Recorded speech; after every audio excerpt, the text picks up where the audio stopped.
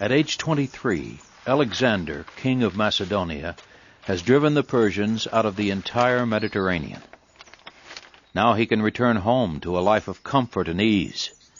Instead, he chooses a soldier's life and pushes ever deeper into the Persian Empire.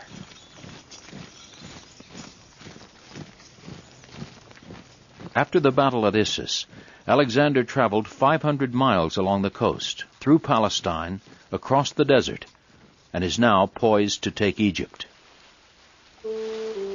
Sailing down the Nile, he gazes upon a civilization that is already 2,000 years old. Wherever he goes, Alexander is embraced by the Egyptians as the great deliverer. Linked by years of Persian oppression, Greece and Egypt are at last united under a single sovereign.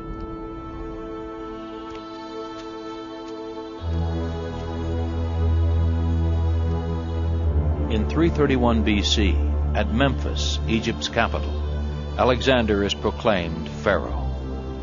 His empire now covers nearly 500,000 square miles.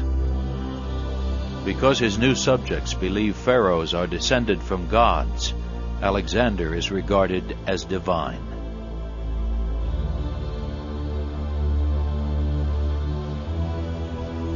But Alexander has other, more practical ambitions. The Nile is the gateway to Africa. Here, where it flows into the Mediterranean, he will build a great city in the Greek style. He draws the city limits and the positions of the main buildings himself. As in Greece, the streets will be laid out on a grid. Theaters, stadiums, temples, and assembly halls will be virtual monuments to his homeland.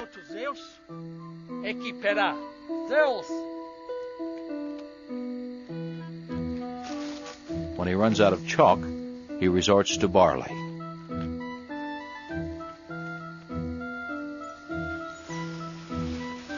Birds that come to feed on the grain are considered a good sign.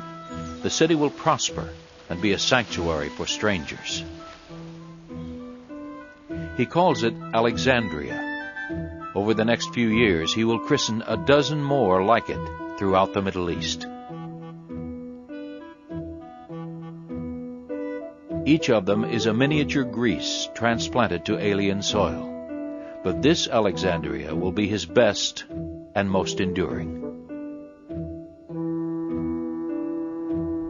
As construction gets underway, Alexander leaves behind architects and engineers and embarks on an extraordinary personal pilgrimage.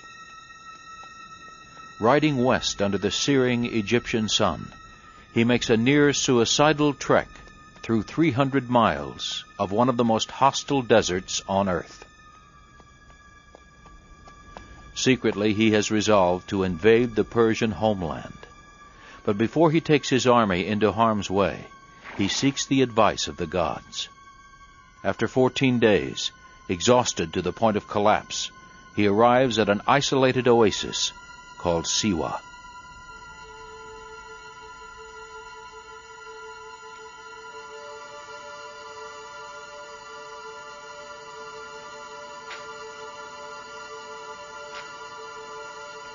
At the temple of Ammon, legend says, Alexander received a divine revelation which he never divulged.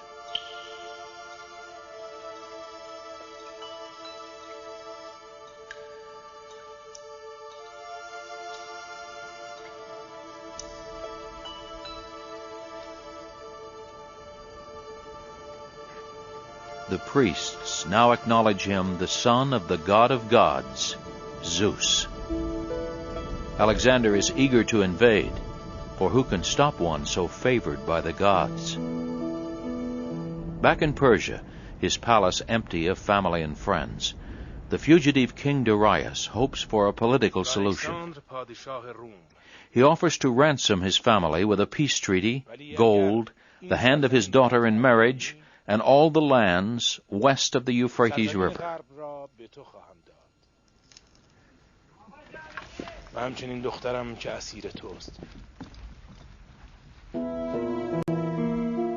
His offer is generous.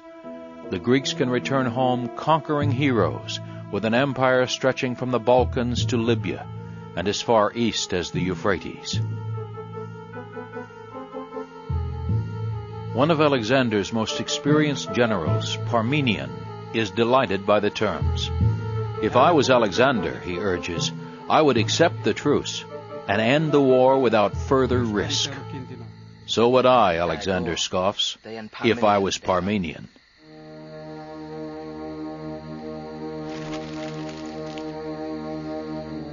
Many of his men begin to wonder if their leader has finally gone too far. He's gambling all they won against the weight of the Persian Empire. When the armies meet, the battle will be fought by nearly 400,000 men. But it will hinge on the courage of only one.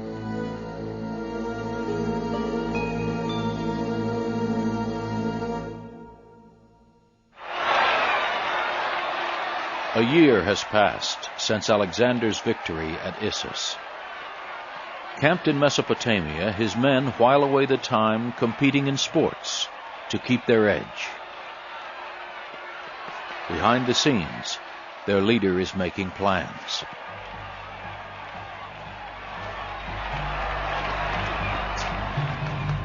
Alexander has rejected Darius's offer of ransom, setting the two adversaries on a collision course. The Persian king has little choice but to prepare for a decisive confrontation. Summoning all his troops from as far away as India and Afghanistan, he forms one vast imperial army of 300,000 men.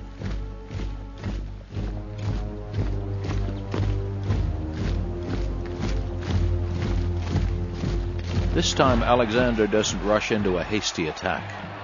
He waits for his men to prepare themselves, and for the Persian to make his move.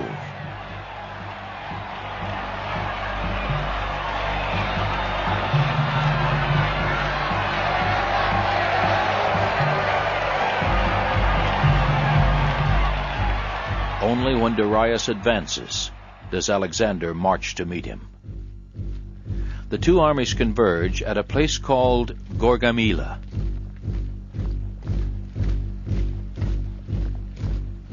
Remembering the lesson of Issus, Darius is determined not to cripple his superior numbers by being forced to fight on uneven ground. He sets his sights on a large flat plain near the shores of the Tigris River, where he can wield his newest weapon. Chariots with wheels bearing scythes designed to cut down the Macedonian phalanxes.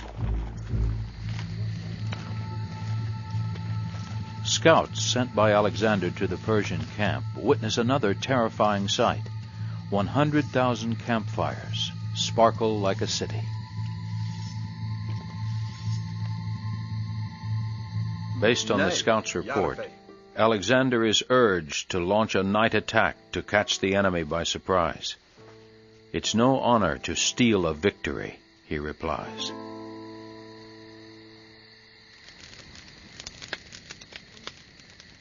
But when rumor spreads of the size of the Persian army, panic sweeps through the camp. They are outnumbered 5 to 1. Alexander's pride has brought them too far from home, his men grumble. After 3 years and 2,000 miles, he's delivered them to a desolate land where they face certain annihilation.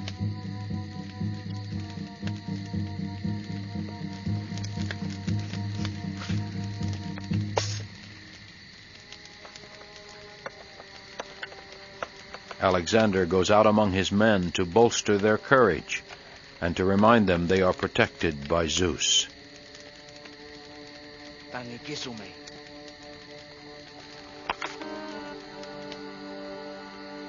Later he reviews his battle plan with his generals.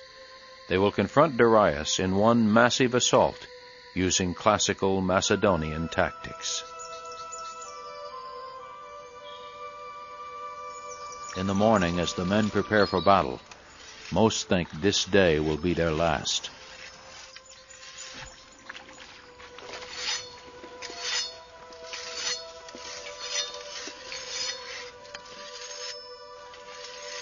But with his copy of the Iliad by his side, Alexander oversleeps. When he's roused, he announces the battle is already won.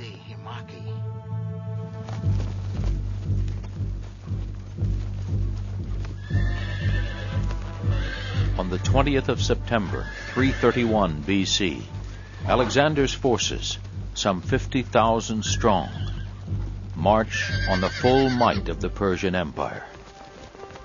As the armies draw near, Alexander swings his troops into a diagonal line across the battlefield.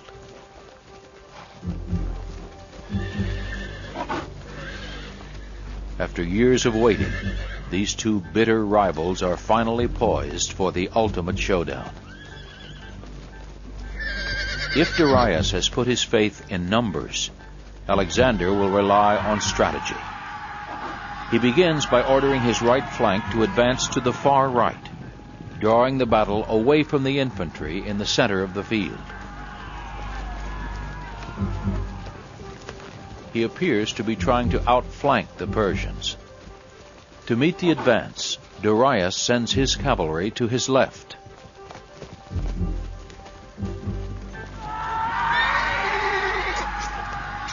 Then Darius unleashes his chariots on the Macedonian phalanxes in the center.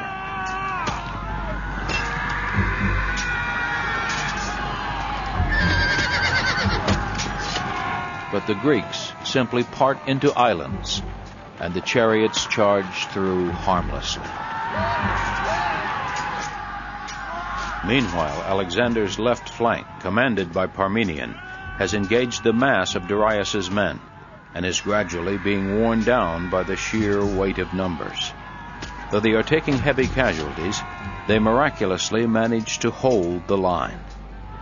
Alexander's strategy has forced Darius to spread his ranks out to the left and right, effectively weakening the center where the emperor is undefended. Seizing the moment, Alexander signals his troops to turn and charge straight at Darius.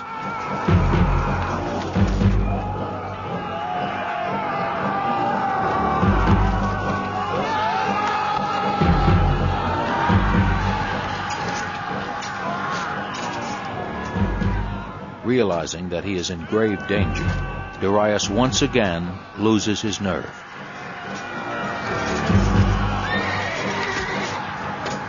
Turns and runs.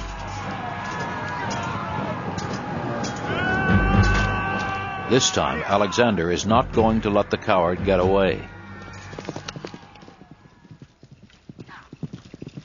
But just as Darius is within reach, Alexander receives an urgent plea for help from Parmenion, who is being overrun. Darius's capture again has to wait.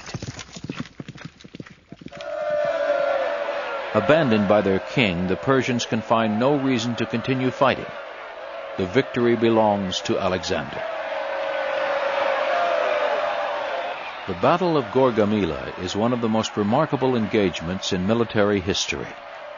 Alexander had calculated that despite odds heavily favoring the Persians, the outcome would hinge on Darius's personal courage. Before the day is out, Greeks and Persians alike will hail Alexander as King of Asia. If the spirit of Achilles had risen up and fought beside them, the Greeks could not have won a more glorious victory. Heralds and chroniclers carry the news to the four corners of the civilized world. But for Alexander, it's still not enough. Now he must conquer Persia itself.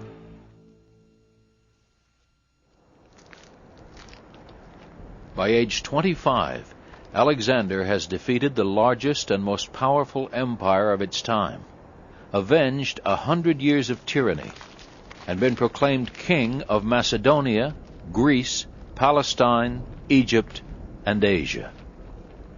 In the weeks following Gaugamela, Alexander marches to Babylon, then deep into Persia, to the great fortress city of Persepolis. At last he stands at the very heart of the empire that for more than a century has kept the Mediterranean under its yoke.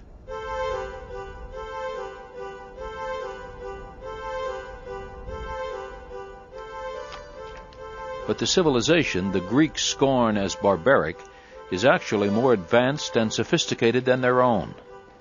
Before their eyes glitter magnificent palaces, ornate statuary, and gold. The Persians greet their new ruler with awe and tribute. City after city pours forth its riches, and each individual treasury contains more gold than all of Greece's combined. In Persepolis alone, Alexander reaps 120,000 talents of gold. In today's terms, about $60 billion. He gives much of it to his generals and the soldiers who marched with him all the way from Macedonia. Still, when the final accounting is done, he is the richest man in the world, probably the richest man in history. At the Persian court, his new subjects treat him with respect and courtesy. He wisely retains Persian governors to administer his expanding empire, which now stretches across 1.5 million square miles.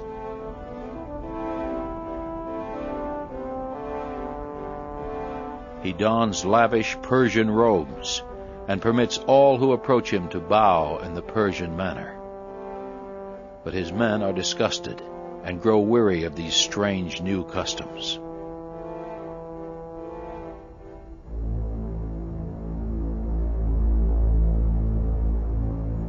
After 4 long years of campaigning, his troops are eager to go home. Fabulously wealthy, they will be celebrated heroes in Greece. But Alexander has unfinished business. Besides, his Persian empire stretches as far to the east as it does to the west. He wants to lay claim to the rest of what is rightfully his.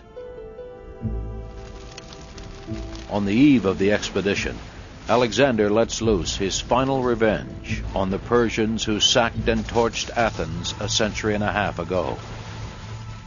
His men set the palaces and great halls of Persepolis ablaze, reducing to ruins one of the architectural wonders of the ancient world.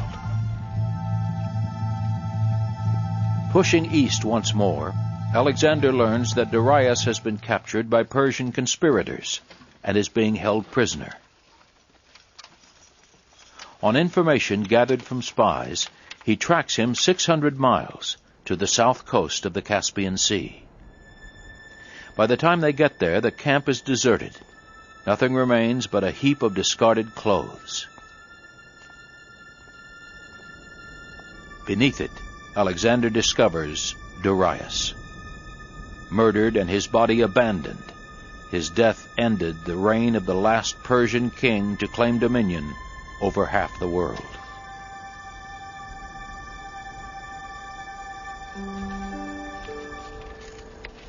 Believing that even for a coward there is honor in death, Alexander has Darius's body taken to the tombs of the Persian kings near Persepolis. Only now does he truly believe he is king of Asia. With Darius gone, Alexander can now consolidate his empire. As he moves east, he will go where no Greek has ever gone before. His caravan is breathtaking. Behind the army follows a virtual city of administrators, craftsmen, bakers, butchers, actors, blacksmiths, architects, and builders. Not to mention Darius's mother, the palace harem, and the entire treasury of the Persian Empire. Alexander leads them east through Afghanistan and on towards the mountains bordering India.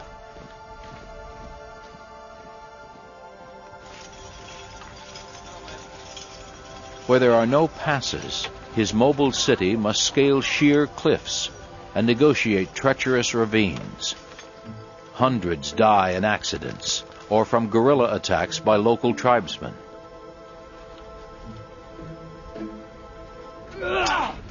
Guerrilla warfare is new to the Greeks, but one by one the tribes are subdued by Alexander's remarkable ability to adapt his tactics to new conditions. In one surprise move, he takes a bride.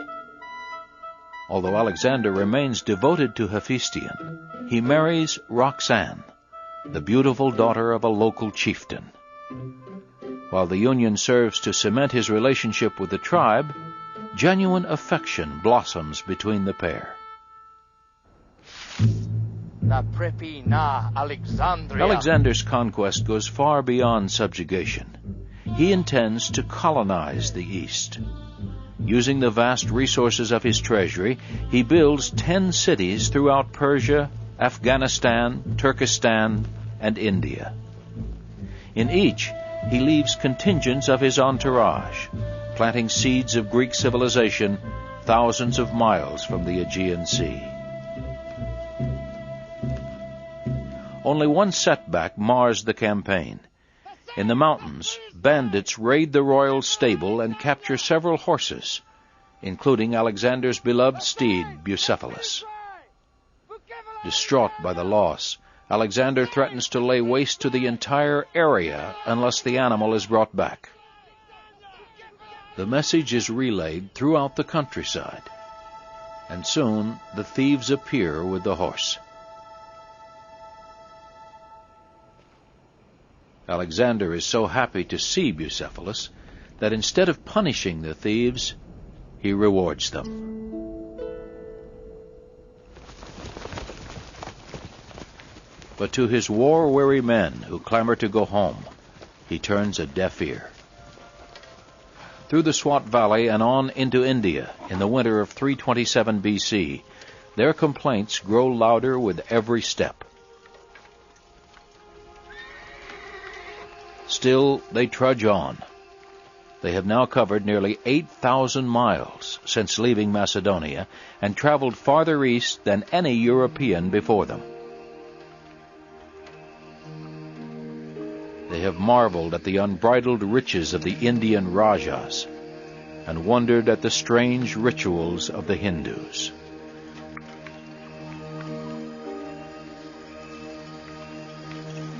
His troops, now some 100,000 strong, meet little resistance.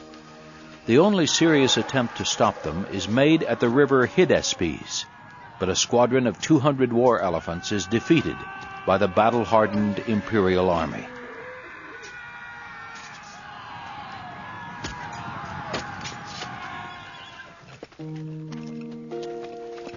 Despite heavy losses, Alexander drives his men on. His goal, to set foot in a mythical world ocean somewhere to the east. With no maps to guide them, the Macedonians are blind to the vastness that lies before them. Beyond the jungle awaits the unknown.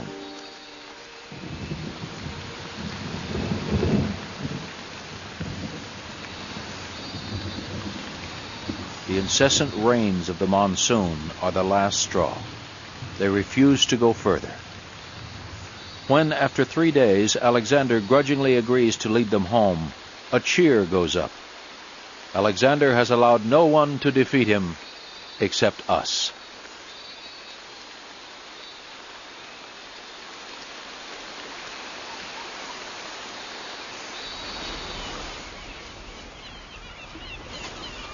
On the return, the expedition travels down the Indus River, then splits into 2 groups. The first sails across the Indian Ocean and into the Persian Gulf. The other takes a dangerous route through the desert.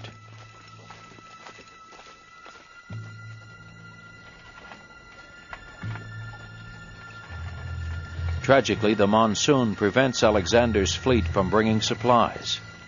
Here, under a hot Arabian sun, 3/4 of his army will die of starvation.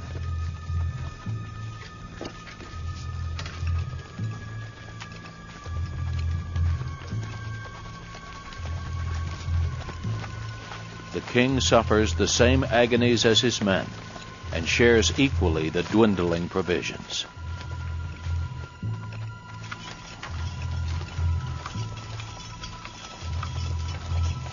After 2 months, against all odds, Alexander miraculously emerges from the desert. In 324 BC, 3 years after the expedition set off, he delivers the ragged remnants of his army back to Persia. When word of Alexander's exploits reaches Greece, some call him an adventurer, others a god. But soon the legend begins to grow. His wealth and fame are unparalleled, his vision bold, his courage inhuman. From Athens to India, he is becoming a hero of mythic proportions. But now, at the height of his glory, fortune abandons him. His destiny fulfilled, he loses his lifelong companion. During a round of games arranged to celebrate Alexander's safe return, Hephaestion contracts a fever. As the games proceed, his condition worsens.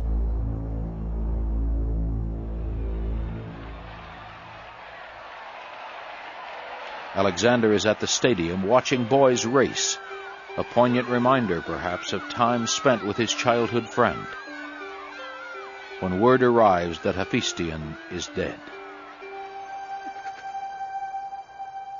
By the time he reaches his lover's bedside, grief overtakes him. For 4 days and nights he will not leave the dead man's side.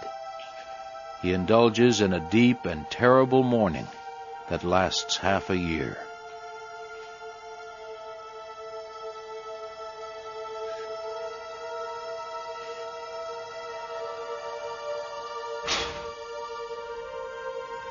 Where now is the spirit of Achilles? The death of his friend rouses him to what he hopes will be his finest hour. After months spent consolidating the empire and reorganizing his army, Alexander sets in motion the plans for a new invasion.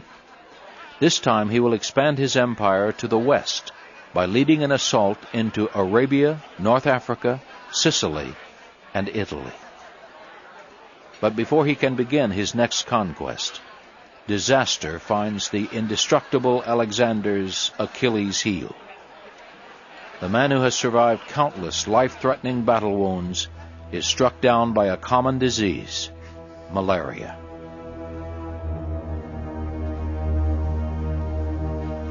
For days, between bouts of pain and a soaring temperature, Alexander meets with his generals to discuss plans for the invasion of Arabia. But as the end draws near, his men break down and weep. As Alexander's officers file past, each asks, "Who do you give the empire to?"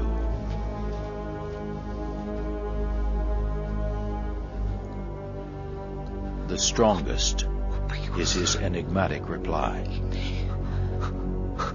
But who among them could approach such genius and daring, or inspire such loyalty? When Darius's mother saw the life ebb from her sovereign, she turned her face to the wall and starved herself to death.